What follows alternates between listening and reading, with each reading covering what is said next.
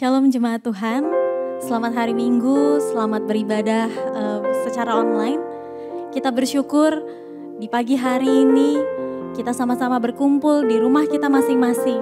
Kita sama-sama mau beribadah, kita sama-sama mau merayakan kebaikan Tuhan. Sebelum kita mulai ibadah kita, mari sama-sama kita satu di dalam doa. Bapa di dalam surga, kami bersyukur Tuhan untuk kasih setia Tuhan yang begitu melimpah dalam kehidupan kami. Kami bersyukur Tuhan karena di pagi hari ini Tuhan kami boleh datang ke hadirat Tuhan. Kami mau menyerahkan Tuhan tubuh, jiwa dan roh kami. Kami mau menyerahkan seluruh keberadaan kami Tuhan untuk masuk di dalam hadirat Tuhan, untuk beribadah, untuk memuji dan memuliakan Tuhan pada pagi hari ini. Ambil alih Tuhan ibadah kami ini dari awal, pertengahan hingga pada akhirnya. Kami mau serahkan semuanya ke dalam nama-Mu. Hanya di dalam nama Tuhan Yesus Kristus kami berdoa dan bersyukur. Semua yang percaya sama-sama kita katakan amin. Mari kita angkat pujian.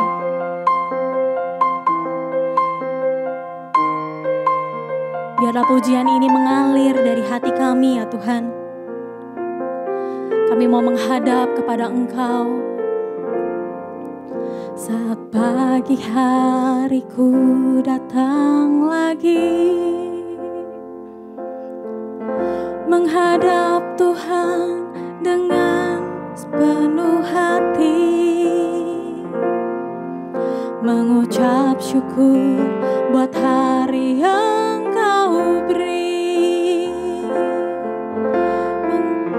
Tuhan dengan sepenuh hati ku sembah Kau, Allah Maha Kudus. Ku tinggikan Allah Maha Tinggi. Ku serahkan tubuh, jiwa, rohku dalam pimpinanmu Tuhan.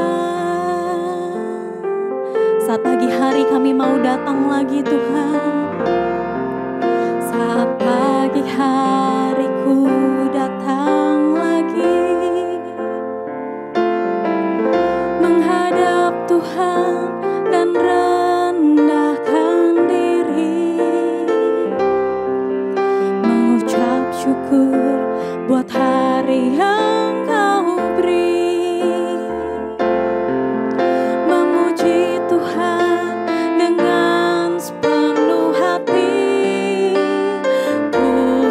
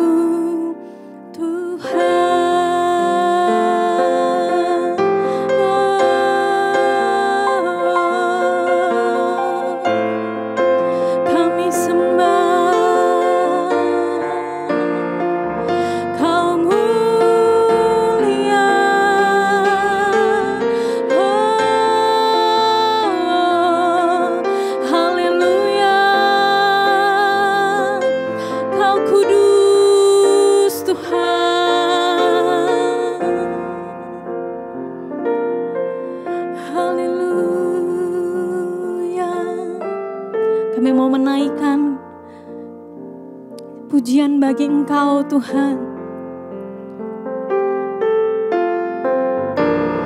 Ku nyanyi Hosana bagi Rajaku yang duduk di tahta. Aku muliakan dan ku agungkan, Kau layak disembah. Ku nyanyi Hosana bagi Rajaku yang duduk di tahta. Aku muliakan dan ku agungkan, Kau layak disembah. Pujilah aku Tuhan, cobalah aku Tuhan, selidiki batinku dan hatiku. Mataku tertuju padamu, aku cinta padamu Tuhan. Aku rindu hadirat-Mu Tuhan. Aku ingin selalu dekat padamu, menikmati kehadiran-Mu. Ku nyanyi Hosana bagi Rajaku yang duduk di tahta. Aku muliakan dan ku agungkan, Kau layak disembah. Ku nyanyi Hosana bagi Rajaku yang duduk di tahta. Aku muliakan dan ku agungkan, Kau layak disembah. Engkau layak Tuhan disembah. Kau layak disembah.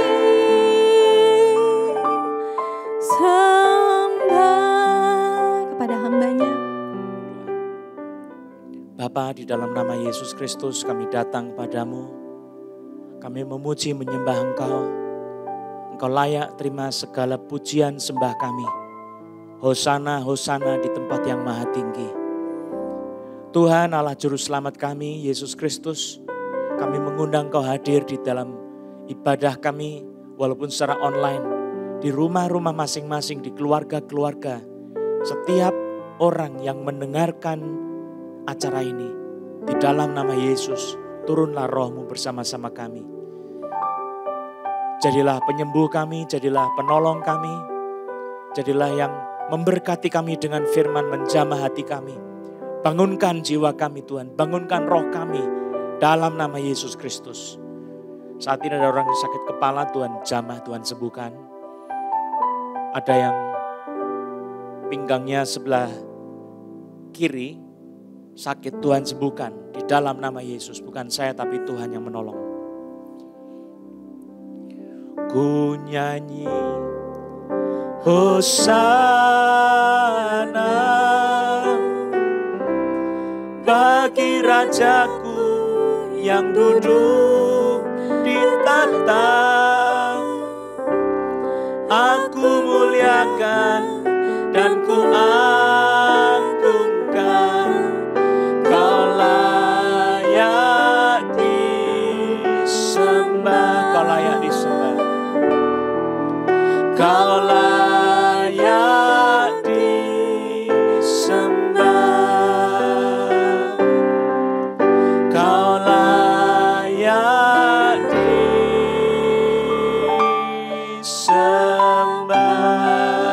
Mari ambil alih pemberitaan firman Tuhan. Engkau Raja di atas segala raja, Engkau yang berkhotbah Tuhan, Engkau yang memberikan kebenaran firman dalam roh kami masing-masing, menanamkan benih firman Tuhan sehingga menjadi hidup dan berkuasa. Mari jamah hati kami masing-masing, dan kami mengikat roh-roh di udara, roh di bumi dan di bawah bumi yang akan mengganggu pemberitaan firman Tuhan. Dalam nama Yesus Kristus, kami hancurkan Kau di dalam kuasa Roh Kudus demi nama Yesus Kristus. Dan setiap anak-anak Tuhan dilepaskan oleh kuasa nama Yesus. Demi nama Yesus. Tuhan, beri kami hati yang haus dan lapar akan Engkau. Hati yang mencari wajah-Mu dan bisa mengenali Engkau. Terima kasih Tuhan. Di dalam nama Yesus Kristus kami bersyukur, berdoa. Haleluya. Semua percaya katakan amin. Puji Tuhan. Shalom saudara-saudara, saya menyapa kita semua yang ada di dalam nama Yesus Kristus. Kita bersyukur untuk ibadah pada pagi hari ini. Mari kita bersama-sama membuka kitab suci dari beberapa teks. Pertama kita akan melihat dari Injil Yohanes pasal yang ke-16 ayat 32 dan 33. Injil Yohanes pasal 16 ayat 32 dan 33. Lihat, saatnya datang, bahkan sudah datang, bahwa kamu dicerai-beraikan masing-masing ke tempatnya sendiri. Dan kamu meninggalkan aku seorang diri. Namun aku tidak seorang diri sebab Bapa menyertai aku. 33. Semuanya itu kukatakan kepadamu supaya kamu beroleh damai sejahtera dalam aku. Dalam dunia kamu menderita penganiayaan, tetapi kuatkanlah hatimu. Aku telah mengalahkan dunia. Saudara, ada orang yang pundaknya sebelah kanan sakit, Tuhan sembuhkan. Juga di lengan sebelah kiri sini sakit, Tuhan sembuhkan. Orang yang sama. Terima kasih Tuhan Yesus. Ada juga orang yang berbeda yang juga Tuhan sembuhkan. Pundaknya sebelah kanan dan pundaknya sebelah kiri. Mungkin sudah salah tidur, salah bantal atau bagaimana. Sakit, Tuhan sembuhkan, sudah. Terima kasih. Itu sampai nyerinya di belakang, di belikat itu. Terima kasih kepada Tuhan, haleluya. Nah saudara yang dikasihi oleh Tuhan Yesus Kristus, Yesus memberikan satu contoh teladan bahwa dia akan menderita sengsara bagi kita pada waktu dia menuliskan, dia mengatakan Yohanes pasal 16 ini saudara. Dan Yesus juga mengatakan dia menang terhadap pencobaan, terhadap penderitaan yang dia akan alami itu. Nah saudara-saudara yang dikasihi oleh Tuhan Yesus Kristus, perkataan yang dimunculkan oleh Yesus begini. Semuanya itu kukatakan kepadamu supaya kamu beroleh damai sejahtera dalam aku. Dalam dunia kamu menderita penganiayaan, tetapi kuatkanlah hatimu, aku telah mengalahkan dunia. Saudara, kita akan membahas satu topik yang besar, yaitu tentang iman dan penderitaan karena nama Yesus. Saudara, mengenai penderitaan ini, saudara, Yesus menderita bagi kita untuk menanggung segala dosa-dosa kita. Dan kalau di dalam surat Petrus dan juga Injil Matius 8 ayat 17, dia juga menanggung penyakit kita dan kelemahan-kelemahan kita di dalam tubuhnya. Dan oleh bilur-bilurnya kita disembuhkan. Saudara, penderitaan Yesus ini adalah penderitaan yang bersifat penebusan. Tetapi ada juga penderitaan bahwa dia itu dibenci oleh dunia. Dan Yesus mengatakan, dalam dunia kamu, kita, saudara dan saya, menderita penganiayaan. Tetapi kuatkanlah hatimu. Yesus berkata, aku telah mengalahkan dunia. Satu hal yang sangat penting bagi kita, orang percaya. Kita adalah orang-orang percaya yang mengikuti jejak Yesus sebagai guru kita. Kalau guru kita menderita aniaya oleh dunia, maka kita sebagai murid-murid Yesus juga menderita aniaya oleh karena nama Yesus. Orang yang percaya, orang yang beriman kepada Yesus Kristus. Dan di dalam teks yang kita baca, Kristus itu teladan yang utama, yang pertama. Di dalam penderitaannya yang menang. Dan disinilah kita sebagai orang-orang percaya harus ikut menderita bersama-sama dengan Yesus. Karena seorang murid tidak lebih daripada gurunya. Kalau gurunya disebut Beelzebul, roh yang bekerja adalah roh Beelzebul. Kita juga dituduh yang sama. Saudara, dunia menganiaya Yesus Kristus, maka orang yang percaya menjadi murid Yesus, dia juga menderita aniaya oleh karena kita adalah murid Yesus. Saudara, kalau kita membaca dalam kitab suci, Lukas pasal yang ke-21, saudara, pada waktu Yesus menceritakan tentang akhir zaman, murid-muridnya bertanya, apa tanda-tandanya? Dan salah satu tandanya, menjelang kedatangan Kristus pada akhir zaman, murid-muridnya akan menderita aniaya karena Kristus dan karena Injilnya. Itu sesuatu yang tidak boleh saudara lupa. Bahwa dunia membenci Kristus, dunia membenci Injil keselamatan. Padahal yang menyelamatkan dunia adalah Kristus dan Injil keselamatan. Nah saudara, dunia ini tidak mengenal penciptanya. Dunia tidak mengenal penyelamatnya, penebusnya. Tetapi di dalam Alkitab dijelaskan malah dunia menganiaya Kristus dan murid-muridnya. Itu sebabnya ini tanda yang penting menjelang kedatangan Kristus yang kedua kalinya di akhir zaman nanti. Saudara, tetapi Yesus mengatakan justru karena aniaya itu, kata Tuhan Yesus, menjadi kesempatan bagi kita untuk bersaksi. Itu di dalam Lukas pasal 21 ayat yang ke-13 saya bacakan. Hal itu akan menjadi kesempatan bagimu untuk bersaksi. Nah saudara, Tuhan di dalam firman yang kita baca Injil Yohanes pasal yang ke-16. Tuhan itu senang untuk memberikan kepada kita damai sejahtera di tengah-tengah aniaya yang besar. Nah ini adalah jaminan daripada firman Tuhan Yesus. Coba kita baca ayat yang ke-33 ini. Semuanya itu kukatakan kepadamu supaya kamu beroleh damai sejahtera dalam aku. Perhatikan kata-katanya. Supaya kamu beroleh damai sejahtera di dalam Yesus Kristus. Ini barusan ada orang yang agak di sini, agak di pantat, belakang sebelah kiri, nyeri seperti tertusuk di situ. Tuhan sedang sembuhkan engkau. Ya, sebelah paha belakang kanan juga sakit. Tuhan sembuhkan engkau. Pinggangmu di sini juga sakit. Ya, Tuhan sedang sembuhkan engkau. Percaya Tuhan sedang sembuhkan engkau. Dan sebelum khotbah ini selesai engkau sudah disembuhkan. Percaya saja, nikmati firman Tuhan. Ya, amin. Nah saudara, Tuhan berkata supaya kamu beroleh damai sejahtera di dalam aku. Jadi firman Tuhan yang dikatakan kepada kita itu menjadi damai dalam hati. Tetapi di luar itu gejolak dari dunia melawan orang-orang percaya. Melawan iman yang diberikan oleh Allah yang bersifat surgawi itu. Menjadi sesuatu yang berkonflik tidak habis-habisnya. Saudara, dikatakan dalam dunia kamu menderita penganiayaan. Tetapi kuatkanlah hatimu, aku telah mengalahkan dunia. Saudara, coba kita lihat bagian yang kedua dari kitab suci. Kita akan melihat 1 Tesalonika pasal 2 ayat yang ke-14. Sebab kamu saudara-saudara, ini jemaat Tesalonika, telah menjadi penurut jemaat-jemaat Allah di Yudea. Penurut ini dalam bahasa aslinya berarti sebagai peniru, imitator. Ya, dari kata mimetes, menirukan. Kamu saudara-saudara telah menjadi penurut jemaat-jemaat Allah di Yudea, jemaat-jemaat di dalam Kristus Yesus. Karena kamu juga telah menderita dari teman-teman sebangsamu segala sesuatu yang mereka derita dari orang-orang Yahudi. Artinya apa saudara? Paulus senang sekali dengan satu kondisi jemaat. Yang mana jemaat itu ikut menderita, mengikuti jejak Kristus Yesus. Memanggil semua orang percaya muridnya supaya ikut jejaknya Yesus Kristus. Supaya menderita bersama-sama dengan Yesus. Dan Paulus berkata, saudara-saudaraku, kamu telah menjadi penurut jemaat-jemaat Allah di Yudea. Sudah menjadi Jemaat-jemaat yang menuruti teladan Yesus Kristus.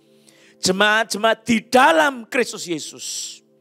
Jadi penjelasannya Paulus, orang-orang yang mengikuti jejak Yesus dalam imannya untuk menderita bagi Yesus, mereka ini punya ciri-ciri ada di dalam Kristus Yesus.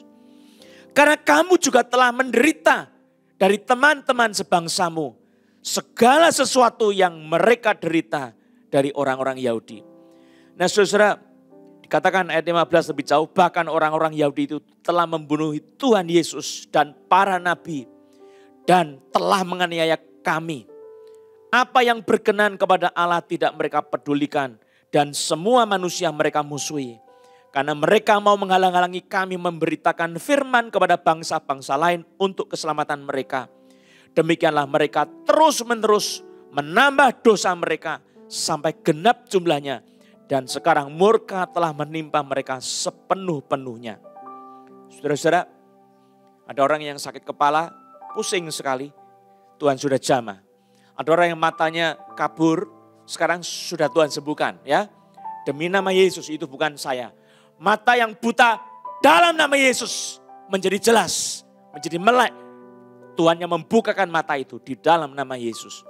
Sudah lihat, sudah jelas sekali, berikan kesaksian bahwa ini bukan pendeta, tapi ini Tuhan Yesus oleh Roh Kudusnya yang menyembuhkan saudara. Nah saudara yang dikasihi oleh Tuhan Yesus Kristus, tugas kita sebagai orang percaya adalah menjadi penurut dari Tuhan Yesus. Jemaat-jemaat penurut, jemaat-jemaat yang mengikuti teladan Yesus Kristus. Karena iman kita itu adalah iman yang harus bersaksi demi nama Yesus Kristus. Saya ajak kita untuk melihat bagian yang ketiga. Filipi pasal yang pertama, ayat yang ke-29, saudara. Dikatakan di situ, dan 30. Sebab kepada kamu, kita semua, dikaruniakan bukan saja untuk percaya kepada Kristus, melainkan juga untuk menderita untuk Dia. Dalam pergumulan yang sama seperti yang dahulu kamu lihat padaku, dan yang sekarang kamu dengar tentang aku. Saudara, tujuannya di sini adalah supaya jemaat itu bisa siap untuk mengalami penderitaan karena nama Yesus. Dikatakan kepada kamu dikaruniakan bukan saja untuk percaya kepada Kristus, melainkan juga untuk menderita untuk Dia. Nah saudara-saudara, sebetulnya penderitaan macam apa yang dimaksudkan oleh kitab suci? Kalau kita membaca di dalam Kisah Rasul pasal yang ke-20 ayat 21 sampai 24, di situ jelas bahwa penderitaan yang Rasul Paulus maksudkan adalah penderitaan bagi Kristus dan bagi Injilnya. Atau penderitaan dalam konteks pemberitaan Injil. Itu adalah satu karunia Tuhan, satu anugerah Tuhan. Dikatakan di dalam ayat yang ke-29 ini ya. Sebab kepada kamu dikaruniakan bukan saja untuk percaya kepada Kristus, melainkan juga untuk menderita untuk Dia. Saudara, kalau kita hidup sebagai orang percaya, Injil Yesus Kristus itu adalah Injil yang begitu jelas.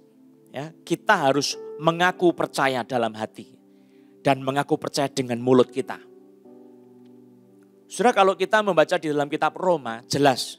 Contoh ya, Yesus memberikan kepada murid-muridnya perkataan yang jelas bahwa siapa ikut Dia harus menyangkal dirinya, memikul salibnya setiap hari dan mengikut Yesus. Kalau siapa yang menyayangkan nyawanya, dia malah kehilangan nyawanya. Tapi siapa yang kehilangan nyawanya karena Yesus Kristus dan karena Injil, maka dia memperoleh nyawanya. Nah saudara, ada orang yang kakinya sebelah kiri sini sakit, bagian depan ya. Tuhan sembuhkan kau. Puji nama Yesus. Itu tanda bukan untuk saya, tapi tanda untuk saudara bahwa saudara perlu dengar firman Tuhan ini. Bahwa ini firman dari Allah yang hidup. Dia Allah yang bekerja dalam pemberitaan firman juga untuk menyembuhkan. Ada kuasa yang nyata. Saudara harus mendengar firman ini walaupun sangat tidak suka, walaupun sangat tidak enak, tetapi ini adalah firman Tuhan yang perlu bagi kita semua. Saudara, Rasul Paulus berkata, Aku percaya, sebab itu aku berkata-kata. Aku percaya, Yesus Juru Selamat, sebab itu aku berkata-kata. Iman bukan cuma di dalam hati, saudara, tetapi iman itu juga diperkatakan. Justru karena kita sebagai orang percaya, saudara, jangan sampai kita lupa bahwa aspek iman itu bukan disimpan saja dalam hati, tetapi harus hidup. Ada tindakannya. Maka Rasul Paulus berkata, aku percaya sebab itu aku berkata-kata. Sudah ada 2 murid Yesus Kristus, yaitu Yohanes dan satu lagi adalah Petrus. Dia menyembuhkan orang yang sakit di depan pintu gerbang indah, yang minta-minta. Ya, Petrus melihat orang itu, waktu dia mau masuk ke dalam pintu gerbang itu, lalu dia melihat sepertinya orang ini bakal percaya, punya iman. Lalu dia berkata kepada orang itu, emas dan perak tidak ada padaku, tetapi apa yang ada padaku kuberikan kepadamu. Dan dia berkata, demi nama Yesus Kristus orang Nazaret itu, berdiri dan berjalan. Maka orang itu lompat, saudara, dan dia berlari ke sana kemari, ya, dengan sorak-sorai. Semua orang heran dengan hal itu. Lalu Petrus dan Yohanes dibawa ke dalam mahkamah agama, karena itu mengganggu orang banyak, saudara. Nah, saudara, di tengah-tengah orang banyak, Petrus itu diperingatkan oleh majelis. Jangan lagi bicara tentang nama Yesus. Jangan bicara tentang nama Yesus. Dengan keras Alkitab menceritakan, diperingatkan supaya jangan lagi bicara tentang nama Yesus. Tetapi Petrus berkata, silakan kamu putuskan sendiri. Manakah lebih tepat? Manakah yang benar di hadapan Allah? Taat kepadamu atau taat kepada Allah? Sebab tidak mungkin bagi kami untuk tidak berkata-kata tentang nama itu. Saudara, orang yang percaya sungguh-sungguh, dia tidak bisa menutup mulutnya untuk berbicara tentang Yesus Kristus. Ini adalah kesaksian yang tidak bisa dibendung dari orang yang percaya. Iman itu akan menghasilkan pemberitaan firman Injil.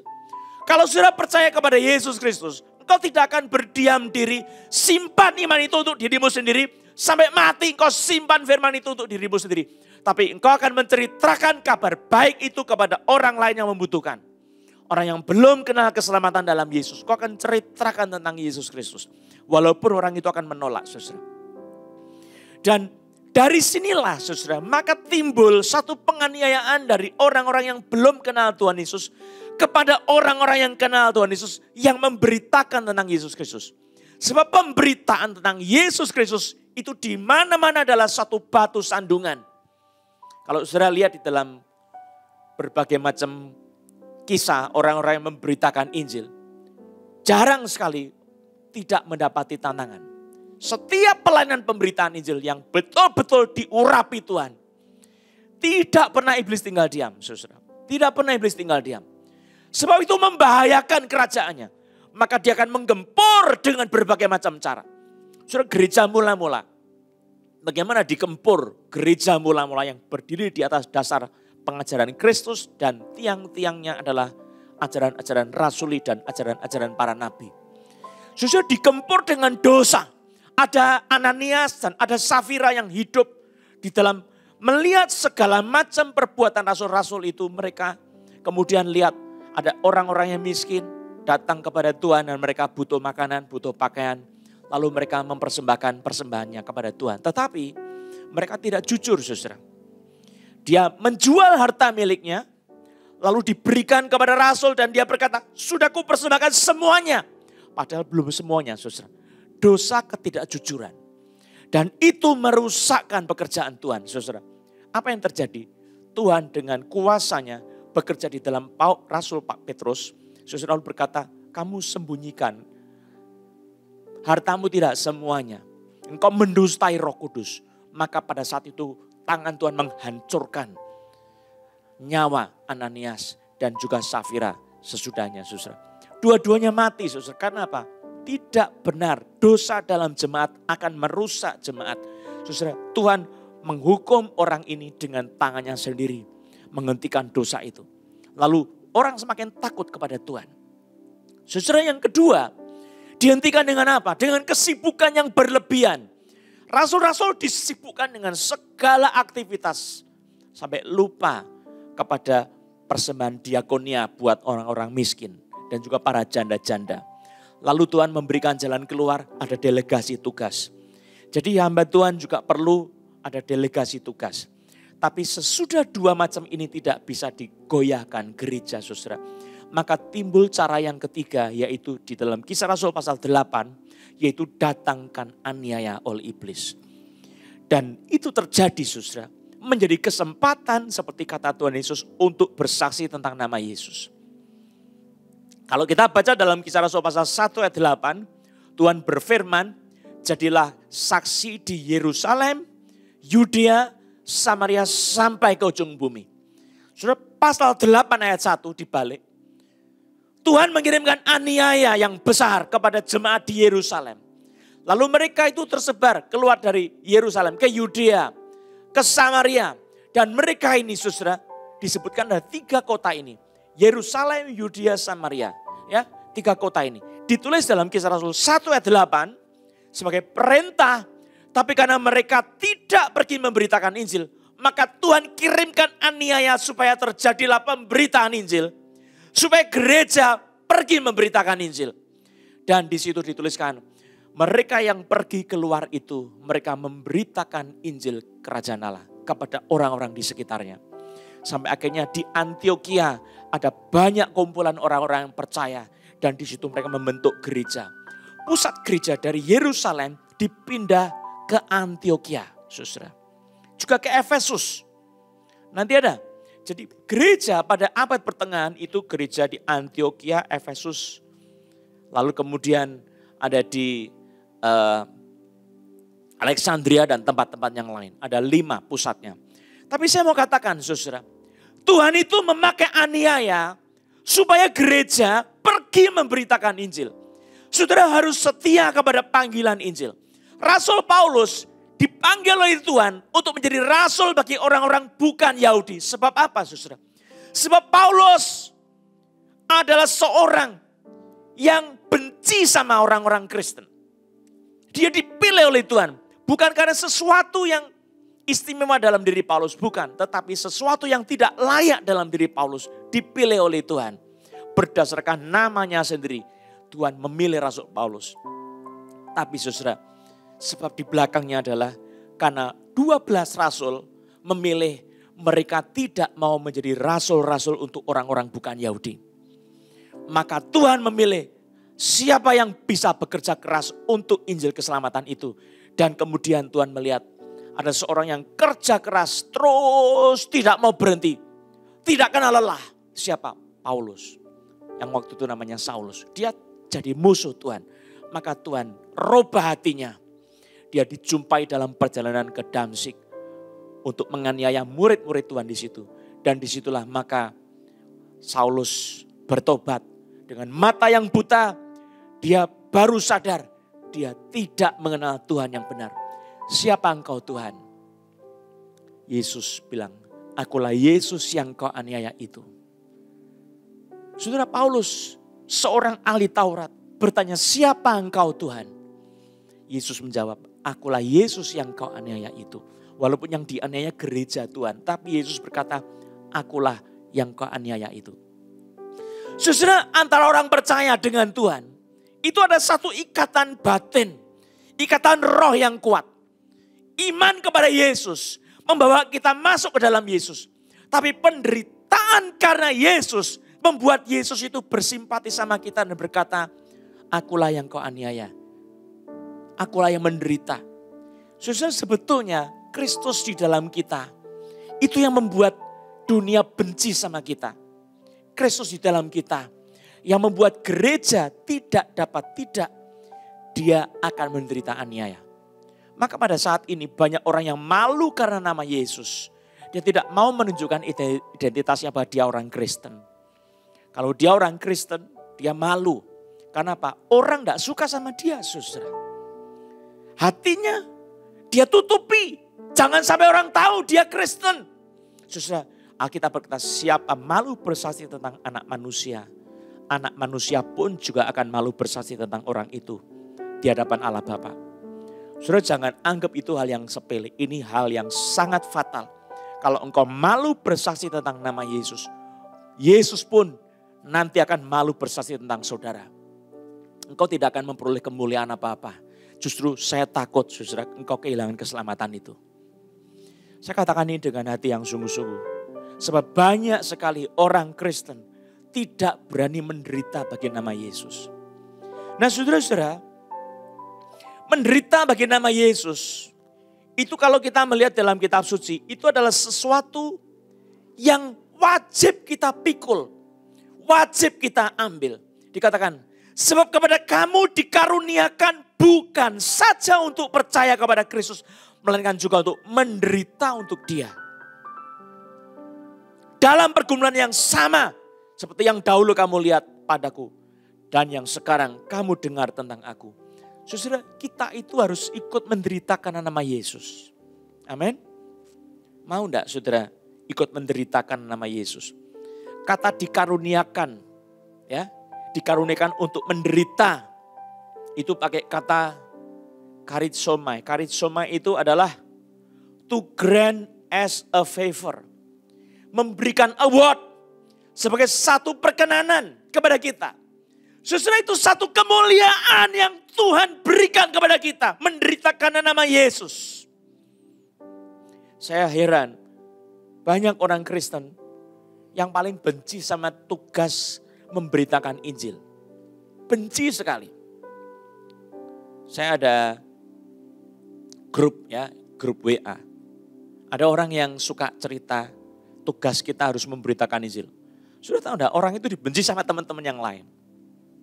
Saya heran, kenapa orang Kristen benci sama tugas pemberitaan Injil? Saudara, itu bukan sifat orang percaya. Bukan. Orang percaya sejati, dia hatinya tidak tahan. Seperti Paulus. Dia berkata, yang kurindukan dan kuharapkan ialah aku dalam segala hal tidak beroleh malu. Melainkan Kristus dimuliakan dalam tubuhku, baik oleh matiku maupun oleh hidupku. Dan dia bilang, garis akhirku ialah memberitakan Injil kasih karunia Allah. Ini satu hal yang luar biasa, saudara. Aku tidak menghiraukan nyawaku sedikit pun. Aku tidak menghiraukan nyawaku sedikit pun. Kisah Rasul pasal 20 ayat 24. Jadi dia bilang, aku harus mencapai garis akhir dan menyelesaikan tugas pelayanan yang diberikan oleh Tuhan kepadaku. Memberitakan kesaksian tentang Injil Yesus Kristus. Saudara, saya mau katakan jangan malu bersaksi tentang Yesus. Ambil tugas itu untuk menderita bersama-sama dengan Yesus Kristus. Amin. Coba kita lihat satu bagian lagi. 1 Petrus pasal 4 ayat yang ke-13. 1 Petrus 4 ayat 13. Dikatakan, sebaliknya bersukacitalah sesuai dengan bagian yang kamu dapat dalam penderitaan Kristus. Supaya kamu juga boleh bergembira dan bersukacita pada waktu Ia menyatakan kemuliaannya. Perhatikan ayat 13, baca sekali lagi. Sebaliknya bersukacitalah sesuai dengan bagian yang kamu dapat dalam penderitaan Kristus. Supaya kamu juga boleh bergembira dan bersukacita pada waktu Ia menyatakan kemuliaannya. 14. Berbahagialah kamu jika kamu dinista karena nama Kristus. Sebab roh kemuliaan yaitu roh Allah ada padamu. Saudara, kita itu dipanggil untuk berbagian dalam penderitaan Kristus. Yang tadi saya katakan, menderita karena Injil keselamatan. Menderita karena nama Yesus. Contohnya sudah banyak rasul-rasul yang menjadi martir. Contohnya banyak bapak-bapak gereja yang menderita karena nama Yesus. Contohnya ada banyak misioneri-misioneri di daerah yang sudah dibunuh, dicincang, ada yang dimakan secara kanibal. Tetapi saudara, berapa banyak dari kita yang tidak berani menderita karena nama Yesus. Saudara, pada satu pihak kita harus bersiap menderita. Penderitaan jasmani, juga emosi. Juga mungkin secara sosial sudah dikucilkan karena nama Yesus. Saudara, jangan mengeluh karena hal itu. Bergembiralah, bersukacitalah. Yang Tuhan katakan seperti itu. Sebab roh kemuliaan itu ada padamu. Saudara, roh kemuliaan. Coba perhatikan ini. Roh kemuliaan ada pada kita. Saudara, kalau menderita karena nama Yesus, itu satu tanda roh kemuliaan ada pada kita. Saudara, roh kemuliaan. Saya sangat kagum sama istilah ini, saudara. Coba kita lihat lebih jelas 1 Petrus 4 ayat 13 tadi. Sebaliknya bersukacitalah, malah disuruh gembira, sukacita ya. Sesuai dengan bagian yang kamu dapat dalam penderitaan Kristus. Supaya kamu juga boleh bergembira dan bersukacita pada waktu ia menyatakan kemuliaannya. Artinya apa, saudara? Waktu nanti yang akan datang, Tuhan sendiri akan menyatakan, memanifestasikan kemuliaannya. Dan pada saat itu orang-orang yang menderita karena nama Yesus akan sungguh-sungguh bergembira dan bersukacita yang tak terbayangkan. Nah, coba kita bandingkan dengan 1 Petrus 5 ayat 1. Saya bacakan ya. Aku menasihatkan para penatua di antara kamu, aku sebagai teman penatua dan saksi penderitaan Kristus, yang juga akan mendapat bagian dalam kemuliaan yang akan dinyatakan kelak. Perhatikan.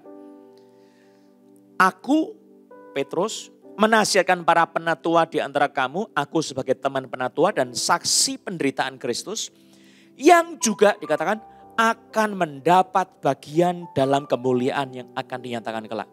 Jadi artinya apa? Orang yang ikut menderita bersama-sama dengan Yesus Kristus, pada waktu nanti yang akan datang Yesus menyatakan kemuliaannya, maka orang-orang yang sudah menderita karena nama Yesus, dia akan mendapat bagian dalam kemuliaan yang akan dinyatakan kelak. Wow, luar biasa.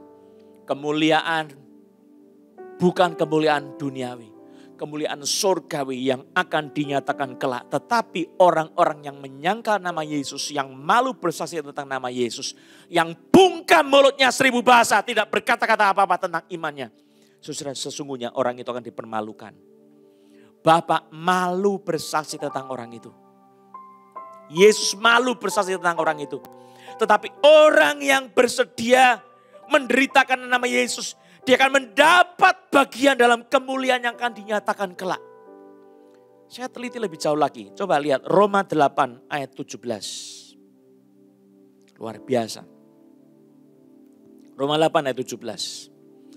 Dan jika kita adalah anak, maka kita juga adalah ahli waris. Maksudnya orang-orang yang berhak menerima janji-janji Allah, yang akan menerimanya bersama-sama dengan Kristus, yaitu jika kita menderita bersama-sama dengan Dia, supaya kita juga dipermuliakan bersama-sama dengan Dia. Perhatikan, saudara, ada satu kalimat yang menggarisbawahi syarat.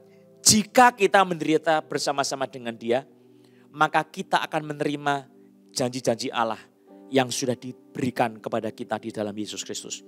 Dan kita menerima janji-janji itu bersama-sama dengan Kristus, dan kita dipermuliakan bersama-sama dengan Kristus. Itu janji dari Roma 8 ayat 17. Sekali lagi saya garis bawahi. Saya bacakan. Dan jika kita adalah anak, maka kita juga adalah ahli waris. Maksudnya orang-orang yang berhak menerima janji-janji Allah, yang akan menerimanya bersama-sama dengan Kristus. Yaitu dijelaskan lebih dalam tentang siapa ahli waris itu. Yaitu jika kita menderita bersama-sama dengan Dia, Yesus Kristus. Artinya saudara, tidak semua orang yang menjadi Kristen, mengaku Kristen, percaya Yesus, dia pasti ahli waris. Tidak saudara, tidak. Yang ahli waris sungguh-sungguh adalah orang-orang yang mengaku sebagai orang percaya, dan dia bersaksi tentang Yesus, dan dia juga mendapat bagian dalam penderitaan bersama-sama dengan Kristus. Itu perhatikan saudara. Orang ini artinya adalah orang-orang yang bersaksi demi nama Yesus dan menderita di dalam penderitaan karena nama Yesus, karena Injil. Maka dikatakan kita juga dipermuliakan bersama-sama dengan Dia. Kemuliaan Yesus itu menjadi milik kita nanti bersama-sama. Kita berbagian merasakan kemuliaan Yesus Kristus. Wow, luar biasa. Saudara, kalau melihat kitab suci, kemuliaan Yesus Kristus seperti apa, saudara? Kalau kita lihat kemuliaan perjanjian baru, ya, pelayanan roh, kemuliaan pelayanan roh atau pelayanan perjanjian baru itu merupakan kemuliaan yang melebihi, melampaui kemuliaan dari perjanjian lama.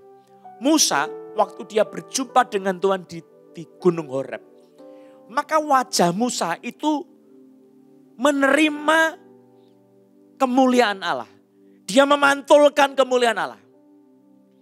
Nah, sifat dari pelayanan perjanjian lama punya kemuliaan.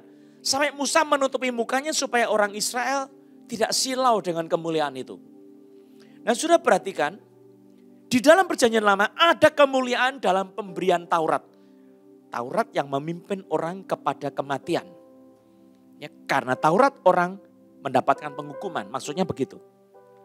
Tapi betapa lebihnya pelayanan perjanjian baru yang disebut Paulus sebagai pelayanan roh kudus besar yang akan menjadi milik kita di dalam era perjanjian baru ini. Yang dikatakan punya kemuliaan yang melebihi perjanjian lama. Dan kemuliaan itu kemuliaan yang mengatasi segala sesuatu.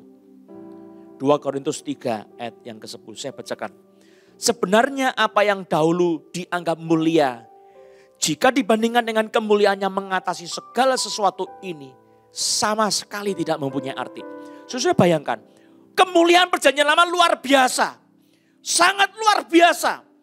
Dan Musa menutupi mukanya supaya bangsa Israel tidak silau dengan kemuliaan ini, saudara.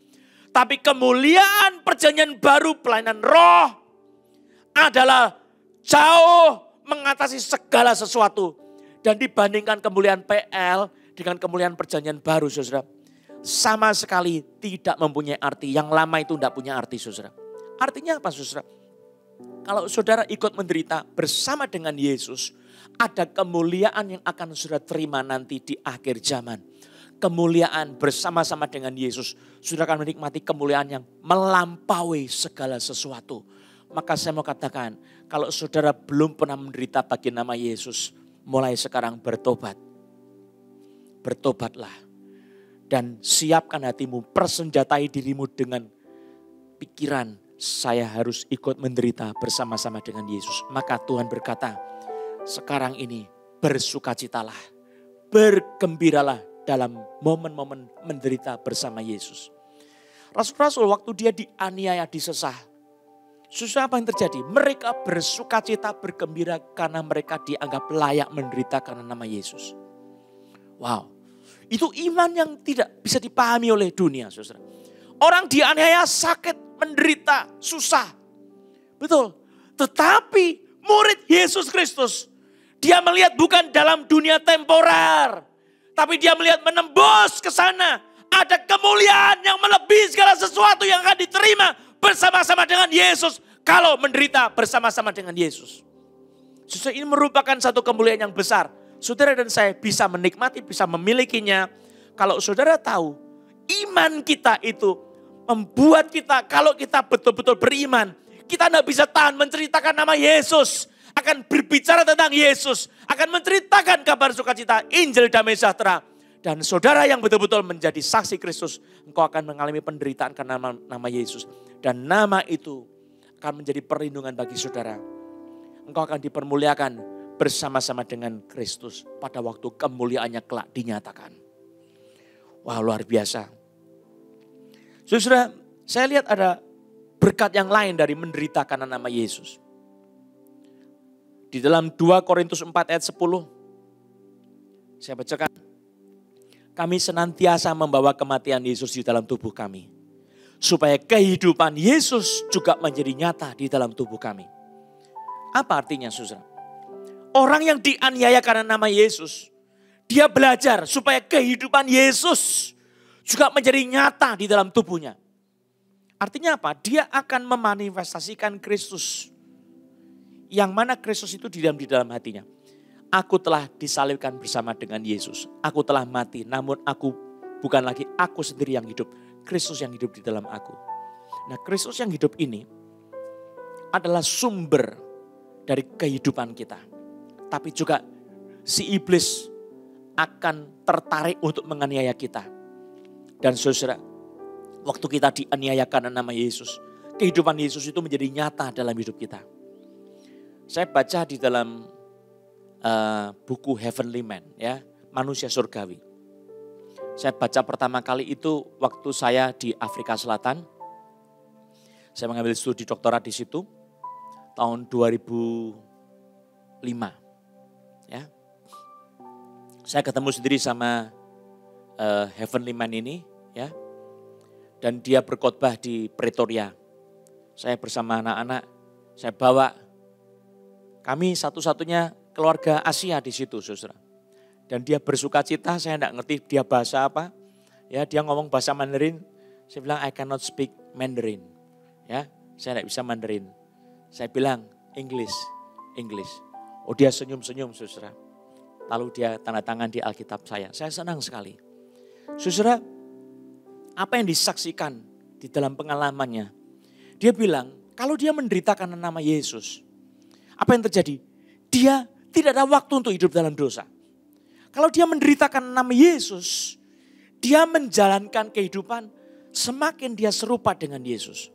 Mudah sekali kalau dia menjalani penderitaan karena nama Yesus, dia menjadi semakin serupa dengan Yesus. Tapi dia bilang, saat aniaya itu makin jauh dari hidup saya mulai nyaman. Maka yang terjadi, kehidupan duniawi itu merasuki kehidupan saya. Saudara, kalau hidup Yesus mau jadi nyata, engkau harus bersaksi demi nama Yesus dan bersedia menderita demi nama Yesus. Supaya apa? Supaya kehidupan Yesus itu menjadi nyata, terwujud dalam kehidupanmu. Amin. Itu yang kedua, berkat yang ketiga. Saya jelaskan tadi, suatu bukti penderitaan karena nama Yesus itu sebagai anak-anak Allah yang dianggap layak menjadi warga kerajaan Allah. Dari mana teksnya? 2 Tesalonika 1 ayat 4 dan 5. Sehingga dalam jemaat-jemaat Allah, saya bacakan, kami sendiri bermegah tentang kamu. Karena ketabahanmu dan imanmu dalam segala penganiayaan dan penindasan yang kamu derita. Suatu bukti tentang adilnya penghakiman Allah yang menyatakan bahwa kamu layak menjadi warga kerajaan Allah. Kamu yang sekarang menderita karena kerajaan itu. Saudara, artinya apa? Orang yang menderita karena kerajaan Allah, karena Injil, karena Yesus Kristus. Itu menjadi bukti, suatu bukti menjadi warga kerajaan Allah. Kamu yang sekarang menderita karena kerajaan itu. Saudara, kalau engkau jadi orang Kristen, tidak pernah nyebut nama Yesus sama sekali dalam hidupmu, awas-awas, mungkin sudah bukan Kristen sungguh-sungguh. Tidak ada bukti engkau orang Kristen sungguh-sungguh. Tapi kalau engkau bicara tentang Yesus, karena itu engkau menderita karena nama Yesus, suatu bukti engkau layak jadi warga kerajaan Allah. Yang keempat, saya bacakan Filipi 3 ayat 10 dan 11. Yang ku kehendaki ialah mengenal Dia dan kuasa kebangkitannya. Paulus bilang begitu. Dan persekutuan dalam penderitaannya. Saya ulang, yang ku kehendaki ialah mengenal Dia dan kuasa kebangkitannya. Dan persekutuan dalam penderitaannya. Mau bersekutu dengan penderitaan Yesus. Di mana aku menjadi serupa dengan Dia dalam kematiannya.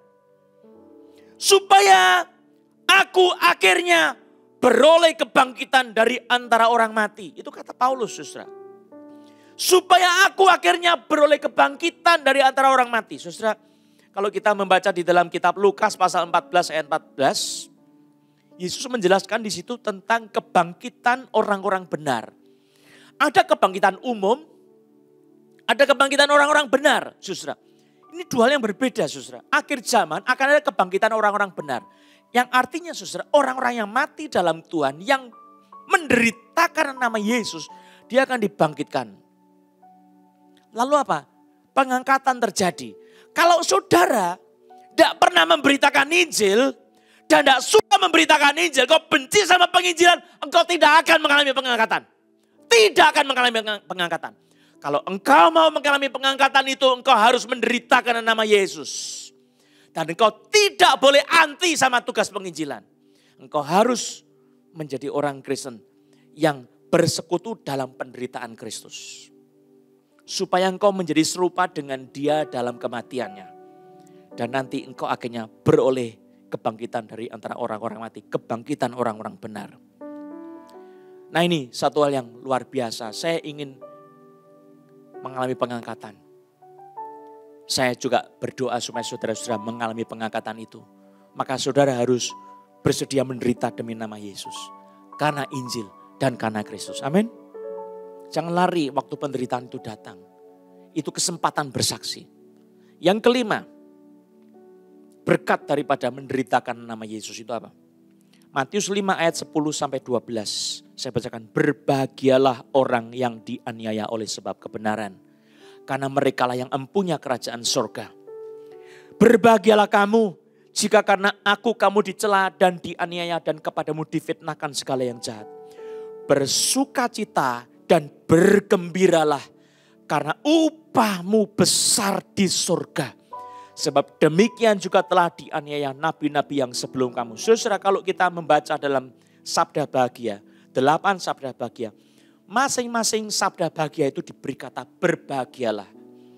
Satu saja, berbahagialah orang yang miskin di dalam roh karena mereka lah yang punya kerajaan Allah. Berbahagialah orang yang berduka cita karena mereka akan dihiburkan. Berbahagialah orang yang lemah lembut karena mereka akan memiliki bumi dan seterusnya. Berbahagialah satu-satu ya. Tapi khusus yang ke-8, berbahagialah untuk orang yang dianiaya oleh sebab kebenaran. Oleh karena Yesus Kristus, karena Injil. Disebutkan sampai 4 kali. Berbahagialah orang yang dianiaya oleh sebab kebenaran. Karena mereka lah yang mempunyai kerajaan surga. Baru satu. Yang kedua, berbahagialah kamu jika karena aku kamu dicela dan dianiaya dan kepadamu difitnahkan segala yang jahat. Udah 2. Yang ketiga, bersukacita dan bergembiralah. 4. Karena upahmu besar di surga. Sebab demikian juga telah dianiaya nabi-nabi yang sebelum kamu. Saudara, kalau engkau menganiaya nabi-nabi, bertobatlah. Kalau engkau menganiaya hamba-hamba Tuhan, bertobatlah. Upahmu paling tidak ada. Saya takut kalau engkau tidak beroleh hidup kekal. Engkau bilang, saya kan percaya Yesus pasti punya hidup kekal. Saudara, buahmu apa? Buahmu menjadi orang yang berbuah seperti apa? Engkau jadi orang Kristen yang berbuah, baru engkau disebut sebagai anak-anak Tuhan. Tapi salah satu yang Tuhan kehendaki, engkau menghasilkan buah Injil. Ada jiwa-jiwa yang bertobat. Bukan itu saja, saudara. Kalau engkau bertobat, tidak ada hasil yang dijangkau, ya. Tidak ada hasil pertobatan dari pemberitaan Injilmu. Itu adalah pikul salib. Tetap Alkitab memberikan satu sabda bahagia. Berbahagialah orang yang dianiaya oleh sebab kebenaran. Engkau memberitakan Injil mengalami penolakan, berbahagialah. Engkau diejek, engkau dianggap, itu apa? Pekerjaan remeh-temeh. Engkau sedang mengambil berkat kemuliaan itu dengan penderitaan karena nama Yesus. Maka saya mau katakan, sekarang masih waktu berkat itu ada. Engkau bisa menerima berkat mahkota kehidupan itu, saudara. Mahkota kemuliaan itu. Apa? Kalau engkau menderitakan nama Yesus. Maka orang percaya, jangan lupa, imanmu tidak pernah iman yang mati kalau itu iman yang hidup. Tidak pernah iman itu akan berdiam diri. Kita akan tidak tahan, akan bersaksi tentang Yesus. Kepada siapa? Kepada orang yang belum kenal Yesus. Di situ akan menimbulkan masalah. Apa? Dunia benci sama dirimu. Tapi kemuliaan Tuhan sedang bekerja di dalam hidupmu. Maukah engkau menjadi saksi Kristus? Bersediakah engkau menderita untuk Yesus? Maukah engkau dipakai oleh Tuhan bagi kerajaannya? Mari kita berdiri sama-sama, kita berdoa. Bapa, ampuni segala dosa kesalahan kami. Betapa jauhnya kami dari perintah firman untuk menderita bersama-sama dengan Yesus. Nyanyikan, saya mau iring Yesus. Saya mau iring Yesus. Saya mau iring Yesus. cepat-cepat. Sampai selama-lamanya, meskipun saya susah, meskipun saya susah, menderita dalam dunia, saya mau iring Yesus sampai selama-lamanya. Nyanyikan, saya mau iring Yesus. Saya mau iring Yesus. Saudara, taruh tanganmu di dada bahwa engkau mau iring Yesus. Meskipun susah, engkau mau beritakan Injil. Engkau mau menderita untuk Yesus. Lamanya, nyanyikan dengan hati. Meskipun saya susah, menderita dalam dunia, saya mau iring Yesus sampai selama-lamanya. Masing-masing berdoa, musik terus menyanyikan. Apakah engkau telah memikul salib Yesus Kristus dengan baik? Apakah engkau sudah menyangkal diri dan mengikut Yesus? Apakah Yesus sudah engkau saksikan kepada teman-temanmu? Apakah engkau bersedia karena iman kepada Yesus? Engkau menderita, engkau disalah mengerti, dianiaya. Engkau bisa berbuat yang baik. Engkau bisa belajar bagaimana berkata dengan baik, bagaimana bersosialisasi. Tetapi iblis memelintir semuanya. Iblis mengubah semuanya menjadi kacau balau. Jangan takut, Tuhan bekerja dalam hatimu. Sediakan hatimu, persenjatai dirimu dengan penderitaan karena nama Yesus. Jangan anti menderita karena nama Yesus. Roh kemuliaan ada padamu. Engkau akan menerima kemuliaan yang melampaui segala sesuatu. Kemuliaan lebih tinggi dari segala sesuatu. Apakah engkau mau menerima pengangkatan, kebangkitan orang-orang benar? Lukas 14 ayat 14. Bukan cuma kebangkitan umum, general, semua orang dibangkitkan. Itu nanti untuk penghakiman terakhir. Ini untuk pengangkatan. Saudara mesti menjadi orang yang memberitakan Injil dan menderita karena nama Yesus.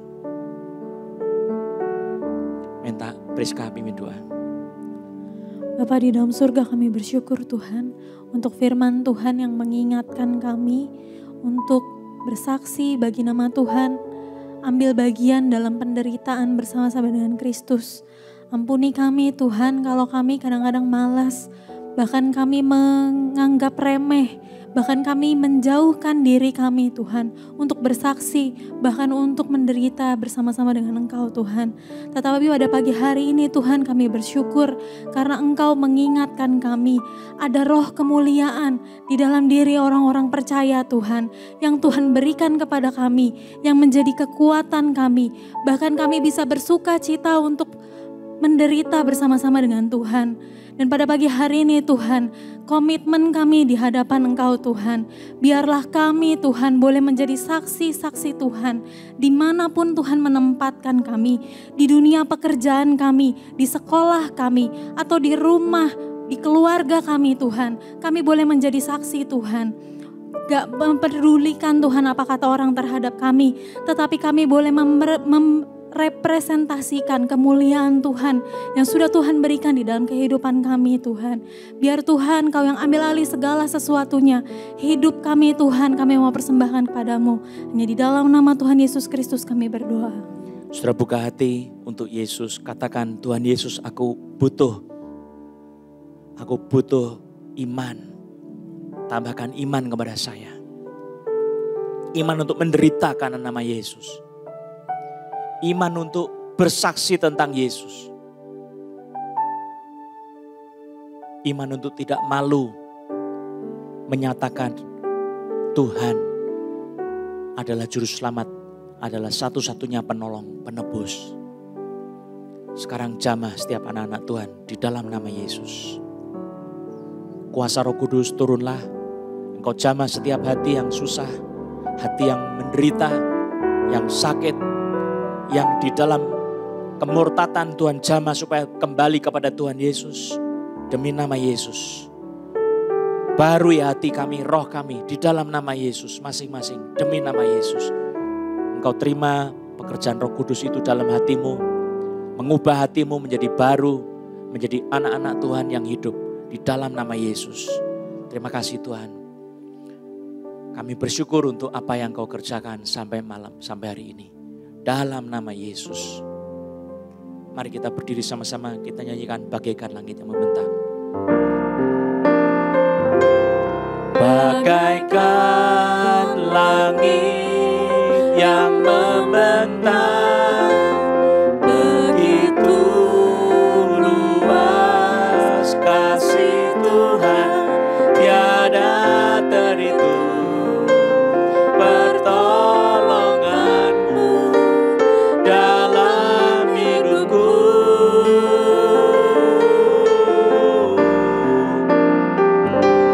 Bagaikan dalamnya samudra, begitu dalam kasih Tuhan, tiada terhitung kesetiaanmu, tiada terhitung, tiada terhitung kesetiaan. Sekali lagi, tiada terhitung kesetiaanmu.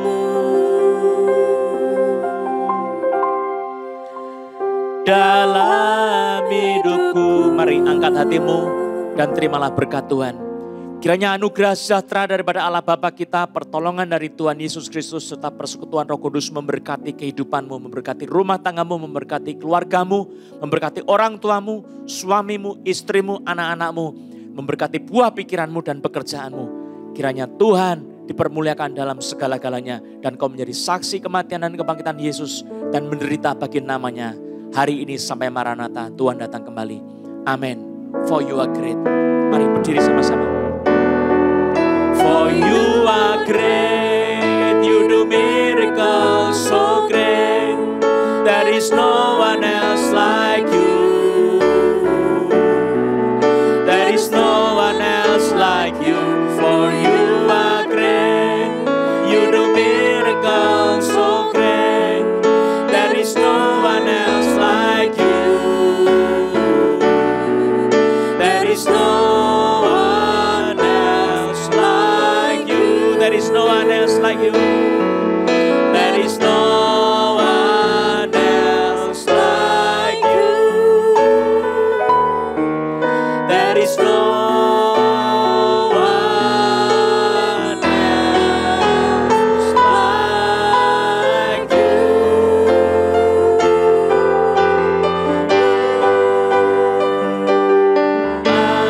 Amin. Haleluya. Amin.